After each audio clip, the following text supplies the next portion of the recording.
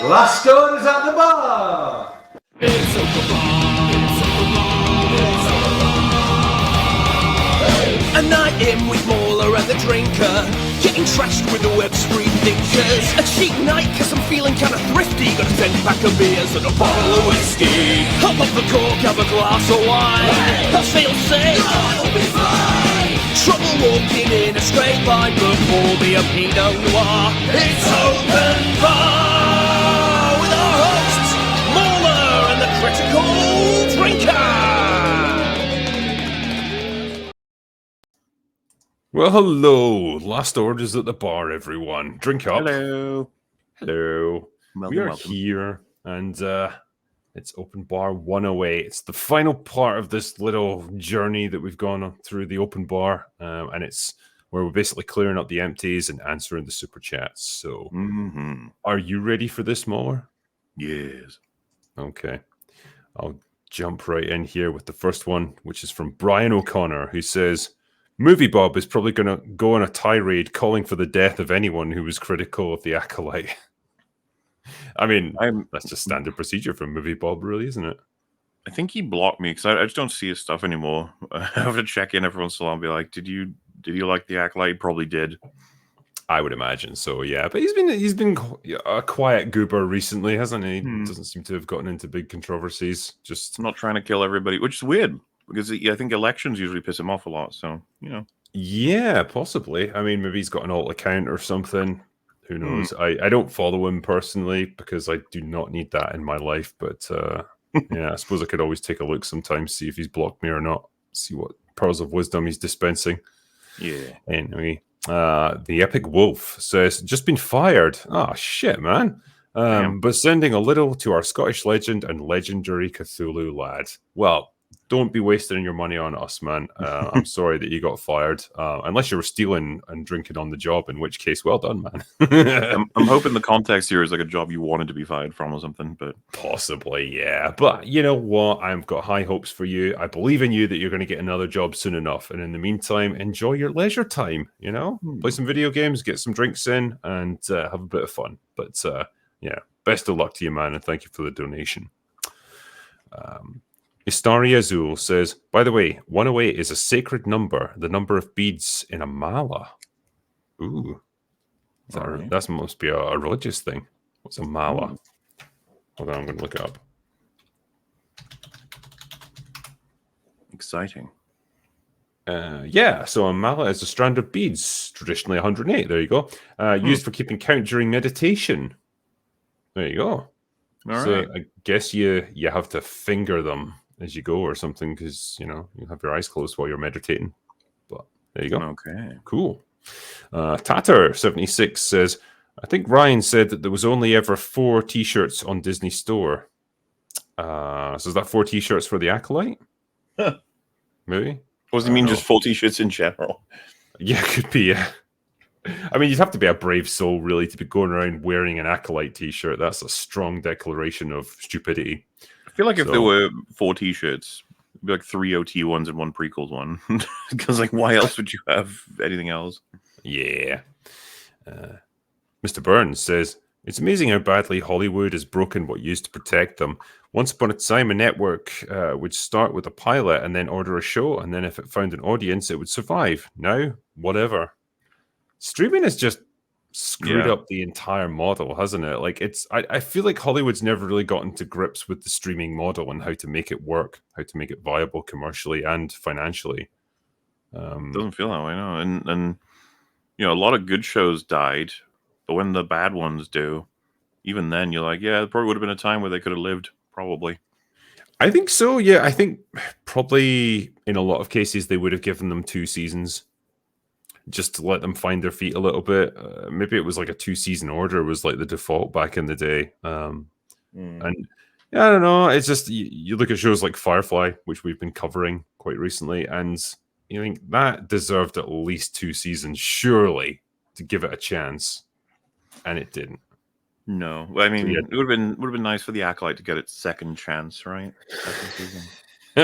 I mean, the entertainment value alone would be immense, but yeah, I can hear Disparu silently cursing the fact that it's been cancelled. Maybe they will bow to pressure. I don't know. Maybe it'll be like some weird, Morbius effect or something. Who knows? I'd be curious if Leslie's made that appeal to Disney. It's like you can't let them win. Yeah, That's good enough reason to spend another 200 million. Yeah, just keep giving me more money, okay? Nandi says, "Hail panel and chat. Thoughts on the War of the Rohirrim trailer? Looks crisp. It does look crisp. I mean, the animation looks gorgeous, visually fantastic. Seems like it's succumbing to the old girl bossy archetype yet again. I'll reserve judgment until I've seen it, but it seems like a lot of the standard steps that you get in a kind of Disney princess story. You know, she's trying to be married off into some arranged marriage. She doesn't want to do it. She's a free spirit. She's going to get caught up in a big conflict, go on a big adventure. She's better than everyone else at everything. Usual standard stuff, but we'll see how it plays out. Maybe it'll be a lot better than the trailer suggests. You know, it definitely happened with the dragon, so I'll try and keep an open mind. Actually, that trailer is partly why I haven't re-uploaded Open Bar, because I have to edit that bit out. As it turns out, the combination of the music and playing long chunks of it just killed me on copyright. So yeah, we'll do that. Yeah. Snex says, "Hail Open Bar. With Black Myth Wukong outbreaking records, I once again recommend The Forbidden Kingdom with Jackie Chan and Jet Li. Embrace Monkey." Well, I should watch it then, shouldn't I? I mean, Jet Li and Jackie Chan together, that's a good combination right there. Yeah. I don't know what your thoughts are on Jackie Chan movies and like him as a star in general. I don't even know if you watch any of his stuff over the years. Always been a very big fan of him. He seems like a good entertainer at heart sort of thing, right? But comboed up with a particular genre. Very much. Well, what's kind of interesting about him, like you probably know this yourself, but like he was kind of a protege of Bruce Lee. He trained with him. I think he worked stunt choreography and stuff on a few of his films before Bruce Lee passed away, and grew into a star fairly like in the aftermath, I suppose, like when they were looking for the next Bruce Lee. And he didn't want to just copy his style. He didn't want to be just a serious, super intense martial arts fighter like Bruce Lee had been, because he saw that as disrespectful. And so he intentionally went out to do the exact opposite. So he would do essentially comedy. Like the majority of his movies incorporated loads of goofy like pratfalls and stuff into them, but paired with like just crazy levels of like dangerous stunts, amazing fighting, just great martial arts displays. But I wonder sometimes if that kind of undercut like how much work actually went into his movies, like because there's so many comedy elements to them, you almost lose sight of like just how much risk he takes making these things. I used to love I love the Rush Hour films forever, but to be fair, it's basically just anything with him in it, because his interest and expertise meant that you'd get like prop filled fights that were really well integrated, because you don't need a stunt double for him as much as there would be in certain takes. He really wanted to get so much of it done himself. And then you get the outtakes where he's like, you can just catch those moments of him desperately trying to get it right, because he knows, if he doesn't, then it's like a failure. Yeah, he's an incredibly hard worker for stuff like that. There was a great interview I saw with him talking about a movie he did called Police Story, where he had to slide down, I don't know how to describe it. It was like, you get strings of lights, like that you'd string around shopping malls or things like that. He had to slide down one of them, like it had fallen vertical, and he would slide down it, and all the lights would kind of shatter as he went down, like breaking apart as he hit them. So it looked visually fantastic, but like he got cut to absolute ribbons doing it, because there was no real protection for him. Like he was just having to hold on to this thing and break this stuff as he went. And he was so like hyped up on adrenaline when he got to the bottom that he just like leapt off it and started beating the shit out of a stuntman next to him and had to get pulled off him. And then he was filming 2 movies simultaneously. So once he'd completed that scene, he got bundled into a car and whisked across town to start shooting the other film. And all he did was have a beer in between. Like he his hands were wrapped up in bandages. And it wasn't until he tried to get out the car, but he found his hands were shaking so much that he couldn't open the door, because like that was when the adrenaline was finally starting to wear off, and his body almost realized like, oh yeah, you got really fucked up doing that. You need to stop for a bit and just take a breath. And I just think, God damn, the dedication and the risk taking to do something like that. There's nothing comparable to that, I guess, in Hollywood. I mean, that's just a different way of doing things. This is a stunt. I think it's Rush Hour 2 or 3, but it's you know, where you have it's like some kind of where you exchange maybe tokens for money in like a casino, and it might have the kind of security where there's a block that only a hand can pass through. Yeah. So you can't actually like reach for a person. He like jumps and slides underneath that. Like it's a super thin thing, but the whole body goes through. And I remember there's like a little thing in the credits where he tries to go through, fails it, and then he fails it in such a way that he's like caught halfway and bends his back and then comes back out, and you can tell the whole crew like, oh fuck, oh shit, he's like, yeah, I'm good, I'm fine, yeah, give me a second to do it again. Just like, damn. Yeah. How is he still alive? Like, I mean, some of the outtakes are like the stuff of legend. It's good stuff. What was the actual question? Oh yeah. So Black Myth Wukong. So have you played that at all? Because I haven't, but I know it's definitely made the headlines just with the popularity of it. I got about 2 hours in it, and I was having fun. I enjoy it. It's been interesting seeing discourse about it. I think people are generally starting to say it's overrated, and I guess it's hard for a game to come up to its current rating, considering it's got a shit ton of people playing it, and everyone's saying it's really fun. Yeah. You know, when you get to that point, it's like, well, you better be fucking good for anybody who's jumping on. And yeah, I don't know. I haven't played enough to really say, but from what I did play, it was fun. You will be pleased to know, at least, I am playing the first Alan Wake, so like the remastered one for the PS5. I just got it. Like, yeah, I've been meaning to do it for ages. I've heard the second one's a bit shitty, but the first one's meant to be quite good and quite intriguing. And I don't know, I think after doing like Final Fantasy and Stellar Blade, I was kind of done with like hack and slash, like fighting games. I just wanted something a bit more story driven. So yeah, fair. That's going to provide it. So have you started it? You said no. I just got it like yesterday, so I haven't fired it up yet. It is one I could imagine being recommended to you, considering it's like all about a writer trying to write himself out of a nightmare that he's stuck in his own book, sort of thing. Yeah. No, I like the premise. It reminds me a little bit of what's that Sam Neill one that John Carpenter directed, The Mouth of Madness. Somewhat, yeah, a lot of Stephen King inspired stuff. So I think you'll find fun with it. Yeah, you'll probably want the DLCs too. The only problem is that it really does lend itself to a sequel when you complete that game, and I would stay the fuck away from Alan Wake 2. Yeah, I've heard as much. So yeah, I'm fine with doing that.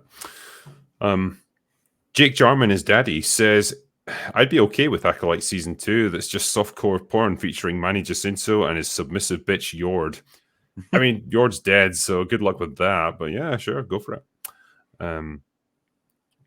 Marino Rodriguez says we should expect Disney getting deeper into the Jedis are evil now content in the future.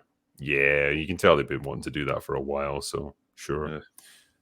John Thomas says Chris Gore is going to make Acolyte Season 2 with action figures. Muller needs to voice Smilo Ren. Do you think you're up for it, Muller? Can you do it? Yeah, all right, I'll do it. Good. Samuel Rivas says Skeleton Crew for the most part seems inoffensive, but the fact that it's under the Disney banner and dealing with kids, I wouldn't be surprised if it's full of identity politics and trans allegories. You never know with this stuff, but yeah, I don't think it's going to garner huge attention. Either way, it just feels like a show that no one seems to give much of a shit about. I don't know. Is it going to go for like Bad Batch levels of attention? Because that show just seemed to like die on its arse. I suppose we'll find out. When is that now happening? Hold on. I thought it was November, but I could be wrong.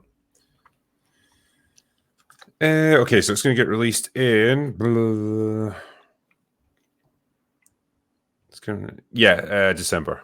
Start of December. Do you think that's early or later than you'd expect them to drop another Star Wars show? Probably earlier, really. Yeah. I mean, it's going to play to a different market, I suppose, than the Acolyte Mhm. did. So maybe they just don't see much crossover there. Yeah, fair. I'm just holding out for the Ray movie, man. Can't wait for that. It's going to be amazing. Mitch says, what did you include in your cover letter? As a first-time writer who hasn't published before, I find this part most daunting as this is all new to me. So I can't even remember at this point because we're talking like 13, 14 years ago.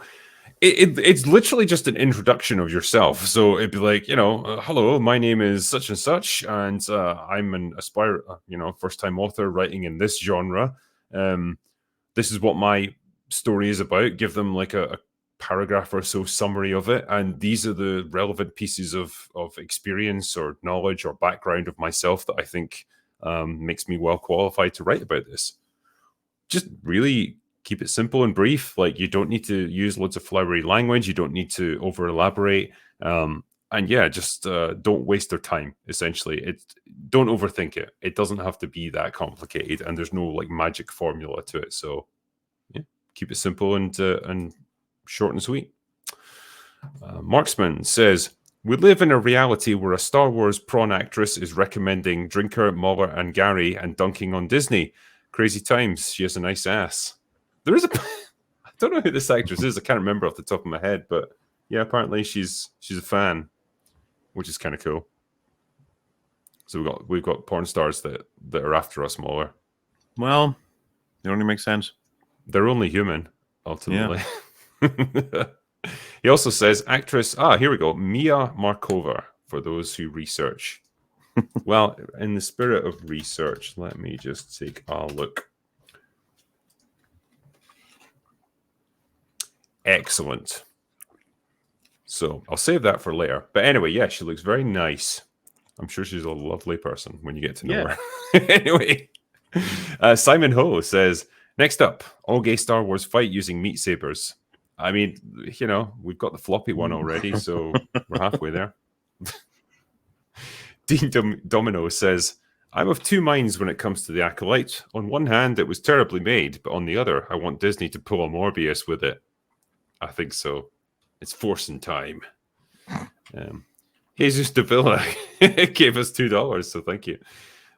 Bendick Star says, love you all and scrap everything Disney made and bring back the original stuff like Knights of the Old Republic. That would be nice indeed. Steel Bones says, cheers to Critical Drinker for respecting Amanda's gender more than articles defending them. Okay. Some clever name says, if you're not called a racist, then you aren't doing it right.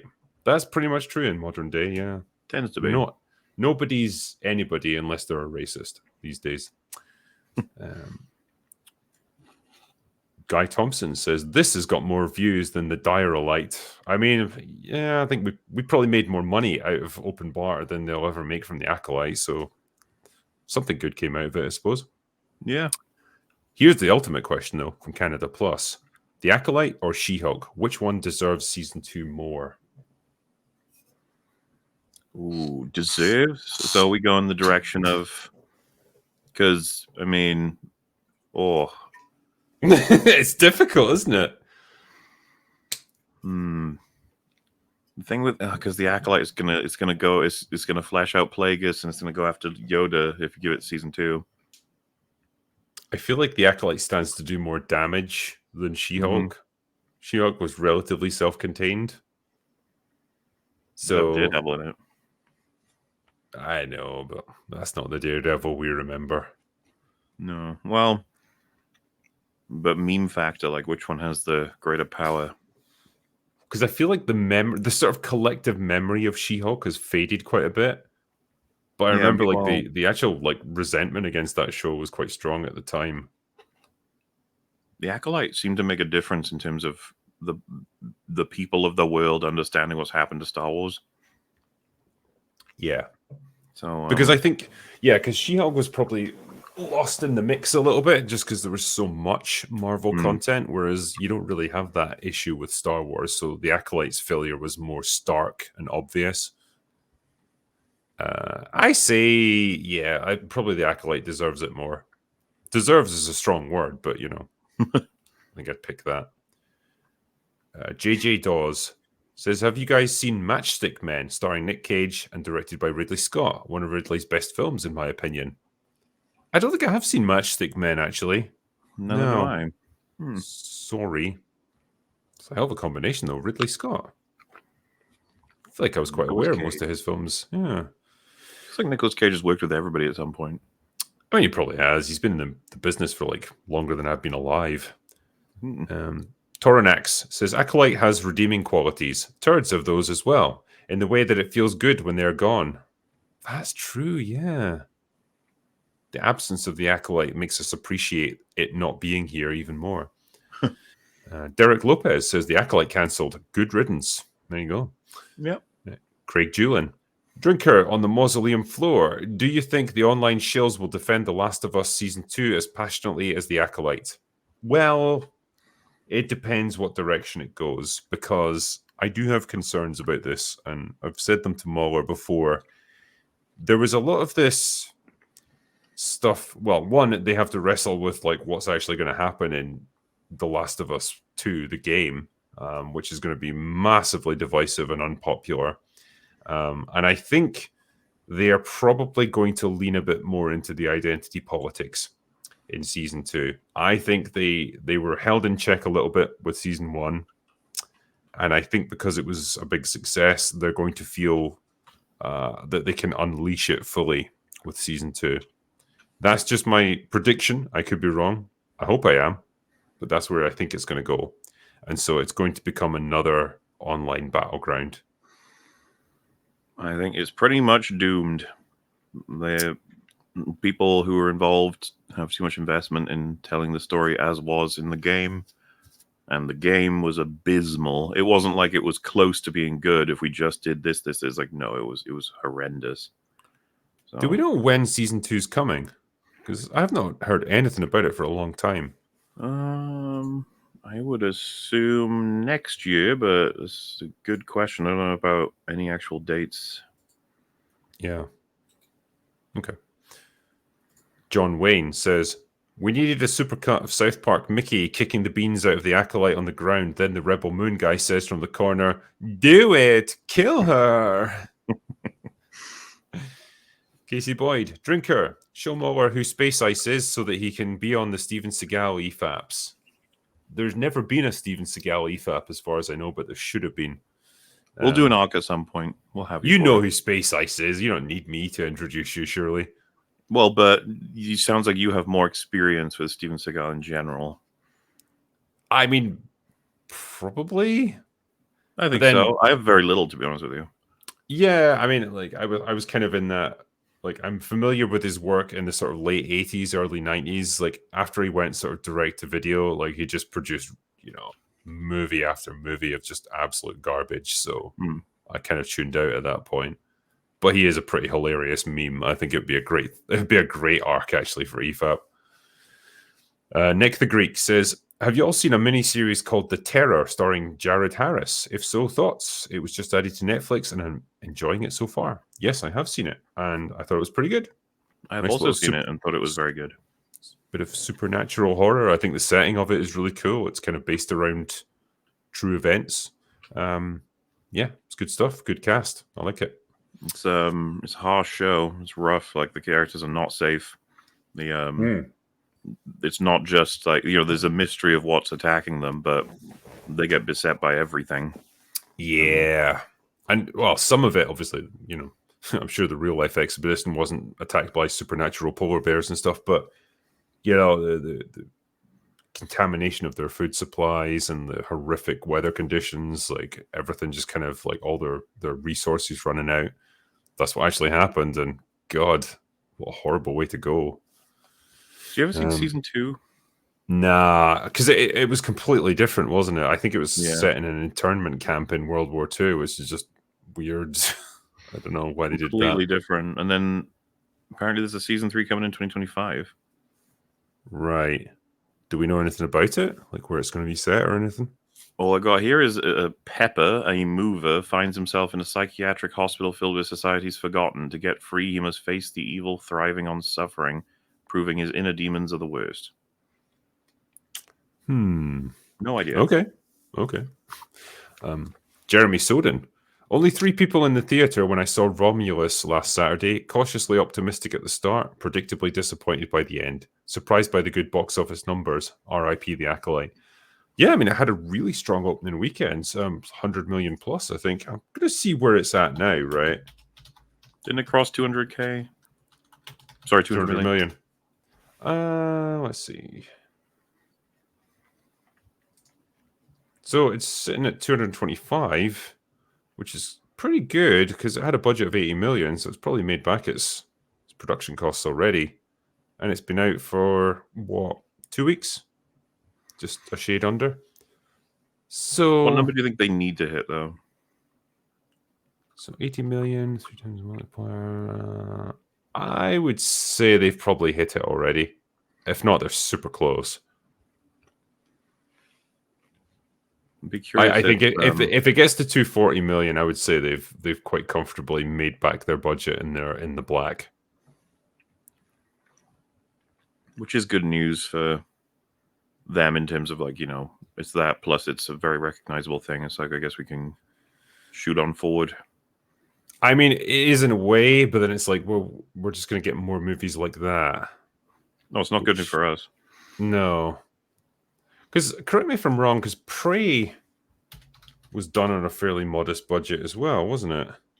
Well, and that didn't get a cinematic release. It was only on... no, exactly. So, I mean, I think Hulu, that was like kind of a COVID thing at the time. Yeah, 65 million, which... You know, like, whatever the flaws in the writing, which Dude, were what a many. retarded decision not to put that in cinemas, though. Yeah. When did it come out? So, 2022. The pandemic was over by that point, wasn't it? So they could have had it out in cinemas. They should have. Yeah, they would have made back that budget easily. Yeah. Had a good word of Strange mouth. decision. Yeah. Oh shit, my Ganulith fell off, says Alien Romulus is cringe. That's it. That's just the message. I mean, there is agree. a high degree of cringe there. Yeah. Casey Boyd, Drinker, what are your thoughts on the end of season 3 of Attack on Titan? Was Erwin your favorite character by the end?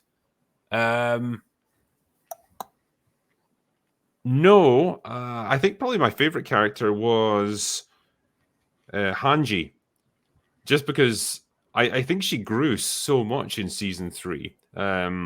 She went from being like the kind of crazy mad scientist type who was just all about proving her theories to actually being a really fucking good leader by the end, and actually like maturing a great deal. So I think she was probably my favorite.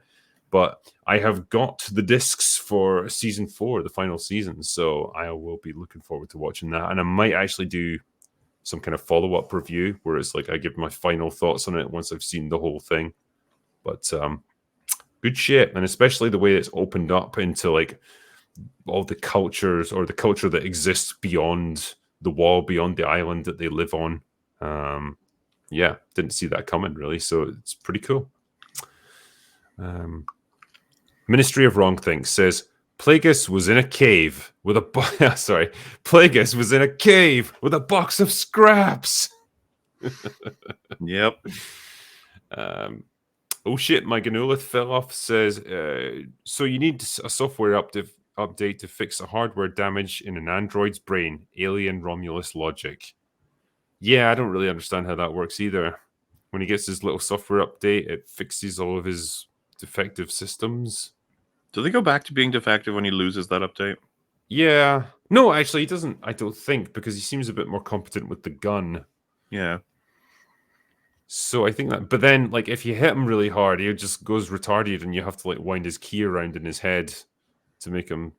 I still just don't again. buy that's how they would be dismantled. Like, they wouldn't just be thrown in trash. Those kinds of things would have to be taken back to the factories and, like, you know, torn apart.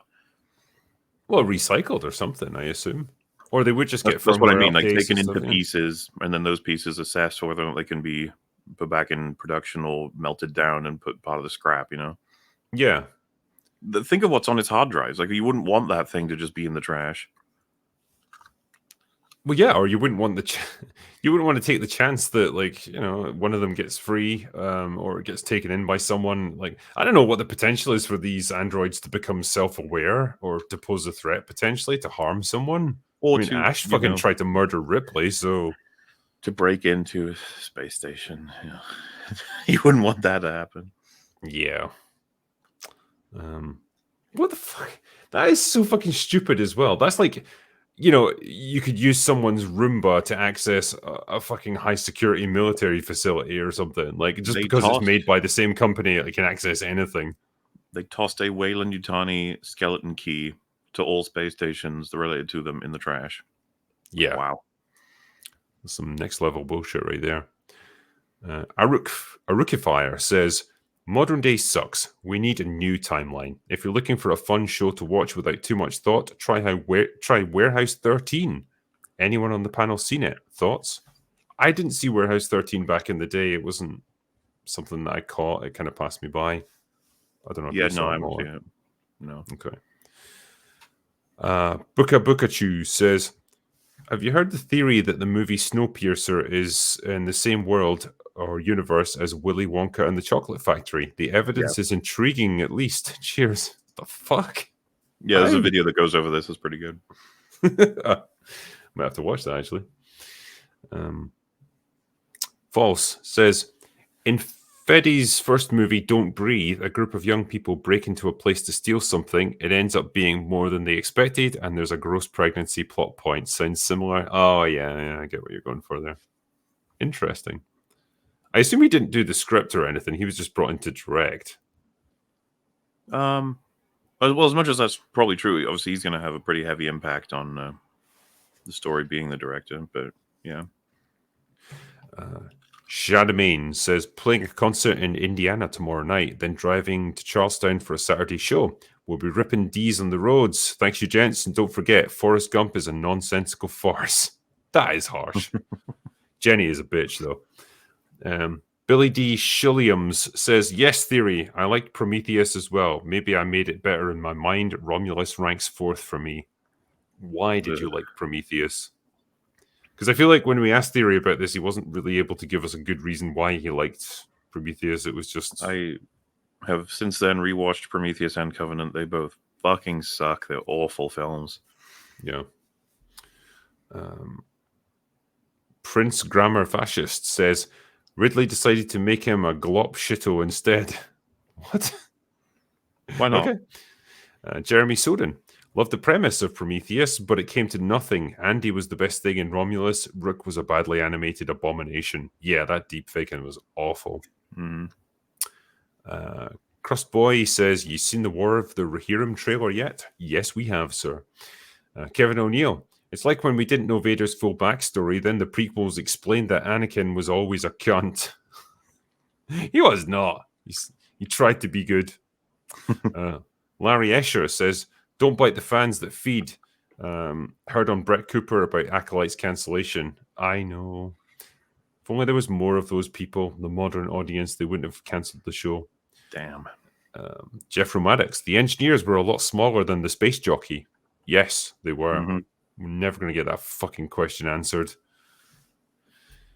Loppy Loud. Star Wars, shelve it for 10 years. Okay, then what? Then fucking take those 10 years to actually plan a really good, well thought out, well planned trilogy with great characters and great storylines. Don't just keep reacting to one failure and then lurching into the next one, which is what they've done. Yeah. Another name says, any OSHA and May action figures should come with a bar of soap they are named after. Do it. Black Kane says, I like Rorschach as a character, but I wish his mask didn't always look like my parents having sex. Okay. We all take what we want from that. Ted Comet says, Zendaya acts as well as Rachel Reagan dances. OMG Puppies. In the late 90s, Hallmark made a series of good shows. Dinotopia, 10th Kingdom, Merlin, Jack the Beanstalk, Snow White, etc. Good casts, family-friendly, not woke. What happened, I wonder? Another name says the reason keeping shows on streaming is expensive is because of how CDN's work. There isn't one copy being shared. Instead, there is a copy in tens of thousands of ISP offices globally, and all that space is rented. That is a weird way of doing things. I mean, I guess there's a reason for it, but it doesn't make much sense to me. The idea that like it costs a huge amount of money just to have a movie available for download on a server. Guess so. Yeah, I can't speak to that. I really don't know. Slenderman says maybe Amazon needs a Tolkien appendectomy. They definitely need something. Sentinel Rex. Disney's Brave, as told by Peter Jackson through a Lord of the Rings skin suit. The animation is great, but I have little hope. It did give me Brave vibes, actually. That's interesting. Gavin O'Neill. It pisses me off when talented artists are wasted on shit products. Imagine what we could have had if that talent was used on better stories. Fucking yeah, this is tale as old as Hollywood right there. It's weird. Somehow it hurts more when you have like a huge set of pretty good animation covering a whole feature-length story.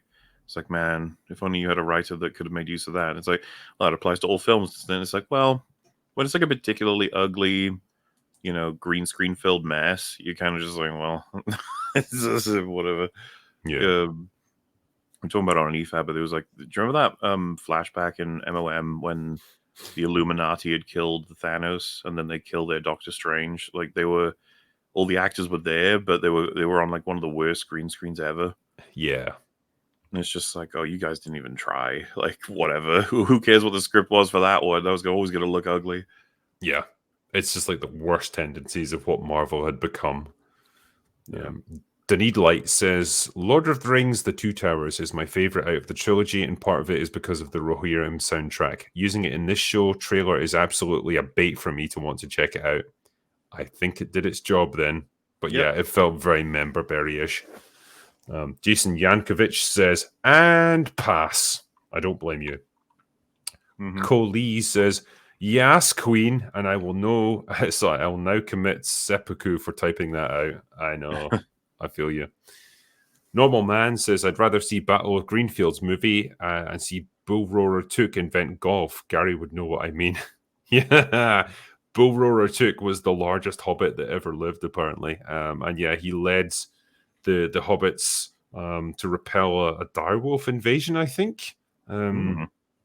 Yeah, it was during winter when the Brandywine River froze over and they were able to invade, and the hobbits actually had to go to war, which is quite cool. Where's that movie, huh? I know.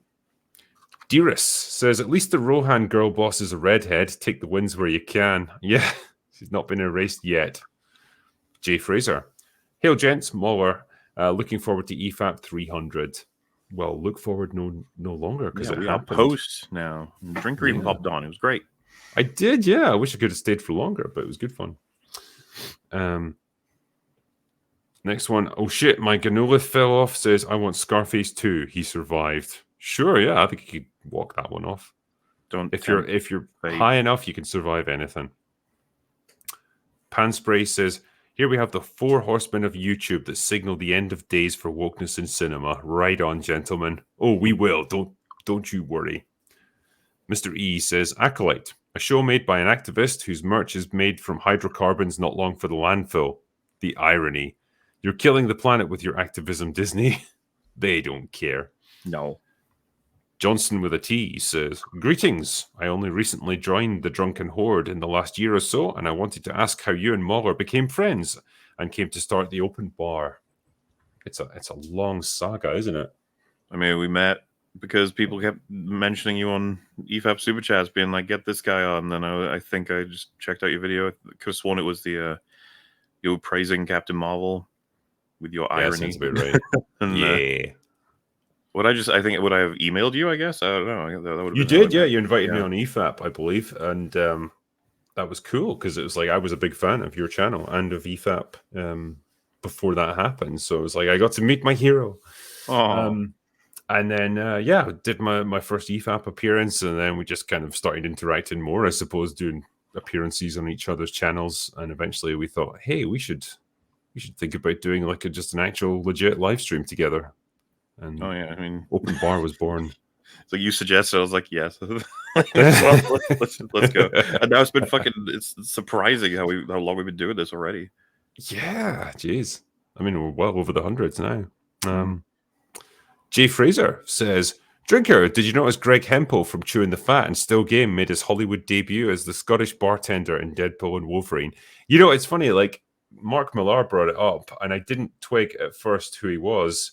And then I had to look back on it. And yeah, like, he's got like a big grey beard now, which he obviously didn't have with Chewing the Fat or Still Game. And so it's hard to recognize him. But yeah, there he is, making his appearance in a Hollywood movie. Good stuff. Rupert says, Sydney Sweeney in a black wig and a 1950s pointy bra. No, don't use the pointy bras. They look weird. Let those puppies hang free. The Hidden Duck says, was really enjoying Romulus, actually, but then the second half of the movie happened. Holy shit, did they fuck up the landing? Yes, they did. Piotr says, how to continue the Alien franchise so it's not repetitive and avoid mystery box storytelling, J.J. Abrams style, in the long run. You've got to reveal some secrets about the xenomorphs eventually. Cheers. I mean, the thing is, the more you tell the audience about these things, like the less mysterious and the less terrifying they are, because you've got a real handle on where they come from, what they are. You understand their nature. I'm so certain that if they just had a selection of, I'm going to be crazy here, 10 people, and it's a combination of the team of like 6 that are coming on there to steal shit, 2 workers that happen to be there, a scavenger who's also come at the same time, and then someone who's stowed away on their ship hoping to get off world, you know, and then you have more come in, and through this thing called dialogue, you can get the characters really understood. And let's just get some standard archetypes going. A cowardly character who ends up doing something not cowardly. Someone who's relatively stupid and unsure of themselves, but comes away with unique knowledge that helps save the day.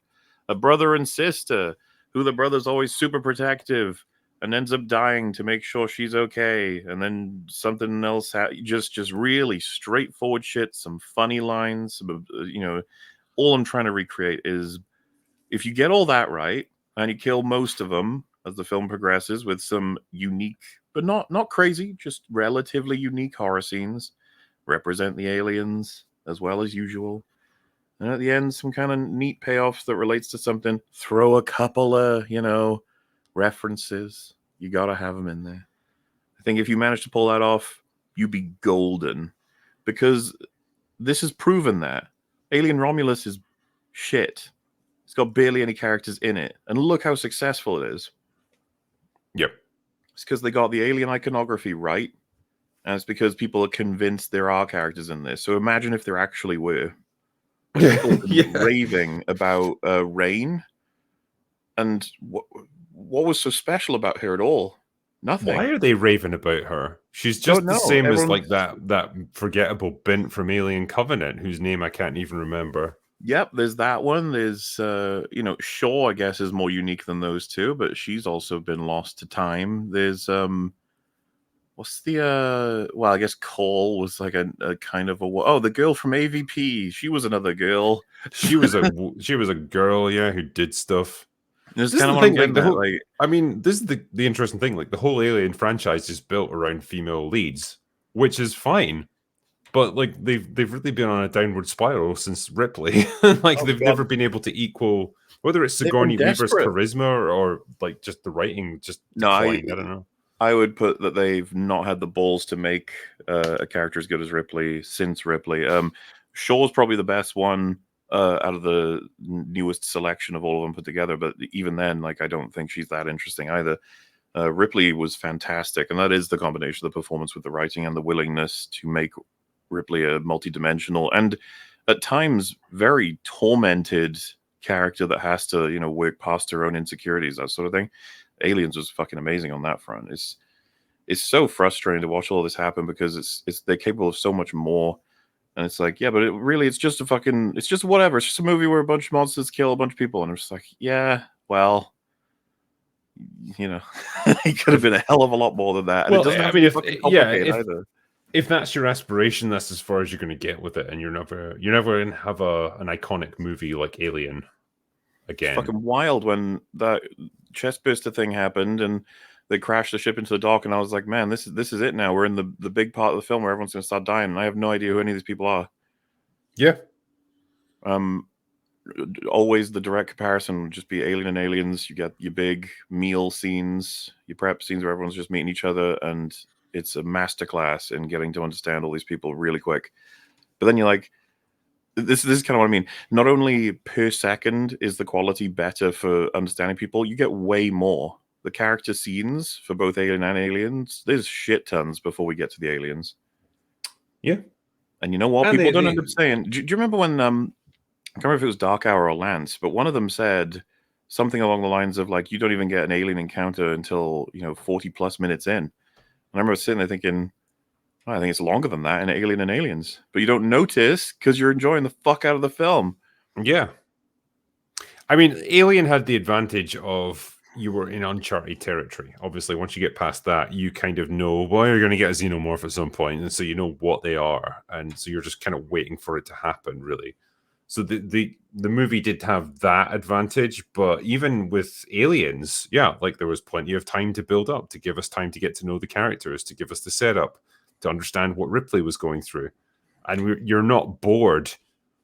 Before the pulse rifles start blasting away, it's all gripping stuff and it's interesting. When you get the first chest burster in Aliens, that's like really far into the film. Yeah. It's kind of shocking how much that elastic band is stretched before he allows it to snap. It's the art of pacing. It's a bit of a lost art nowadays, sadly. Robert Meyer Burnett's talked about it, but Aliens, part of its masterclass is that it gives us loads of little pieces of information that mean so much more to us because we've seen Alien. For example, seeing the tubes with 3 face huggers in them. We're like, fuck, because we know what one of those does. Yeah. Yeah. It's good stuff. What's the next one? Jay Fraser. Which is the worst CGI recreation of a dead actor? Tarkin in Rogue One or Rook in Alien Romulus? Is there a worse one not mentioned enough? Yeah, probably Leia and Tross, right? Fuck, yeah. I know that's the recompositing scenes, but I think that counts. So Rise of Skywalker, Leia. Is that yeah. I would also say like Leia in Rogue One, that was just fucking terrifying.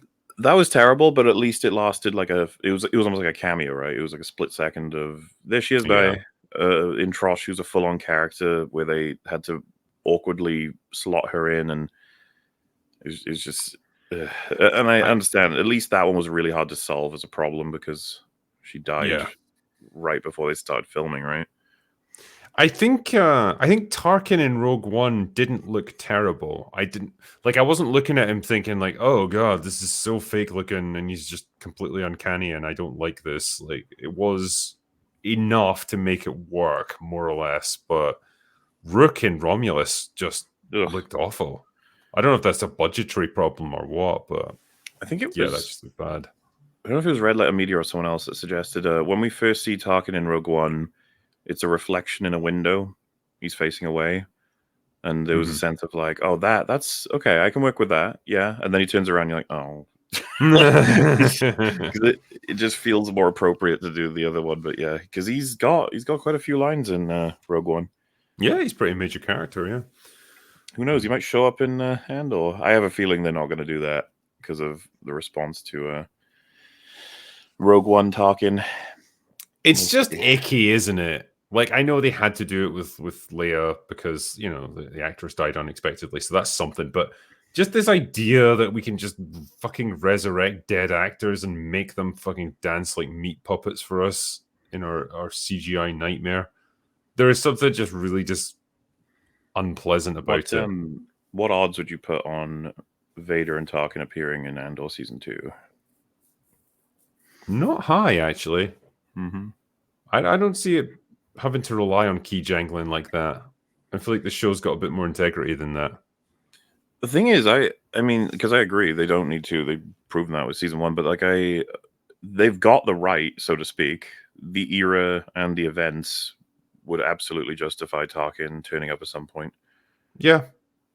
We'll have to see. Like, I just, yeah, there's always the potential, right, that Disney might say, like, look, this is expensive as fuck to make and nobody's watching season 1. We need to do something to boost interest in this show. What Absolutely. can it be? I could totally see them saying, hey, do whatever you want, but Vader has to have at least 5 minutes of screen time. You have to do that, otherwise you're fired, sort of thing. Yeah, potentially. Albert Nada Retro says, okay, this is a trolling that I emailed both Drinker and Gary's ideas for how I'd like Thor 5 to go. Not Thought 5, though. Sorry for the typos. Well, I will look forward to seeing that. Alexander Hirschberger says, Romulus Unbridled Rage, please. I mean, starting to, do you remember the amount we talked about Romulus before it came out? I kept saying it's gonna slot right in with the, what are they called? Ghostbusters Afterlife and Frozen Empire. Kind of like Prey. Yeah. Terminator is gonna get, like, people are saying this is what's happened to Terminator right now. It's got like an anime thing that's come out that's kind of like this. We feel like we're in the much with these franchises anyway. This doesn't apply to Doctor Who, Star Trek, or Star Wars. But for Alien, Predator, Terminator, and probably like Jurassic Park, we're in like a safe era of bad. Safe bad. I hate safe bad, but I also hate horrible bad. So yeah, I get what you mean, actually. safe bad sucks. We're just like, it gives the basic fan service, the McDonald's versions of what they used to be. Because, you know, Alien's in a weird place. Like Alien 3 was, you can call that experimental as fuck. Same for Resurrection. AVP was safe. AVP 2 was just, I don't even talk about it. Prometheus, crazy experimental. Covenant, crazy experimental. Romulus, back to safe. It feels like those are the two switches that Hollywood has. Yeah. Will we get a crazy experimental one with the next one? Or will they just play it safe again? I could believe we get safe again. Jamaican Bacon says, Hail Mauler, your Fallen Kingdom Unbridled Rage is one of my favorite videos on the whole of YouTube. Yearly viewing for me. And Drinker, good luck with Rogue Elements. Thank you very much. Coyote One says, Leslie Nielsen is better than Leslie's Nielsen's, as in the ratings. I quite like that, actually. T. Neil says, I am become Bob, destroyer of prophets. Yeah, I wouldn't want to be him these days. Scott Leo, they did bring the Watchmen once into the DB universe in the story Doomsday Clock. Really? That's quite cool. T. Neil also says, jokes on them, the modern audience can't read. And they definitely can't spend money, it seems. John Thomas, Haley Steinfeld as Lara Croft. She has boobs and she can act. Teach her an accent. Who's that? It's Haley Steinfeld. She's the one that plays Vi, I think, in Arcane. And she was in Hawkeye, right? Let me just get some pictures up. Okay. Yeah, I see where you're going with this. Maybe, yeah. I'll research that more thoroughly later. And Jay Fraser says, Drinker and Mauler, I recommend the channel Bullets and Blockbusters if you ever want to know of unmade films, including Arnie's Planet of the Apes remake. God damn, I want to see that. No, that sounds quite interesting, actually. I'm always quite intrigued by all these movies that never were, or like the discarded versions of films. Like Alien 3 had some bonkers conceptual stuff going on, like an entire planet made of driftwood and stuff, like just insane. So yeah, stuff like that's quite cool. Anyway, that was the final super chat on the list, so thank you everyone for sending them through. I appreciate it, and hopefully we've kept you entertained for an hour or so. But for now, that's all we got for today. So go away now. Bye.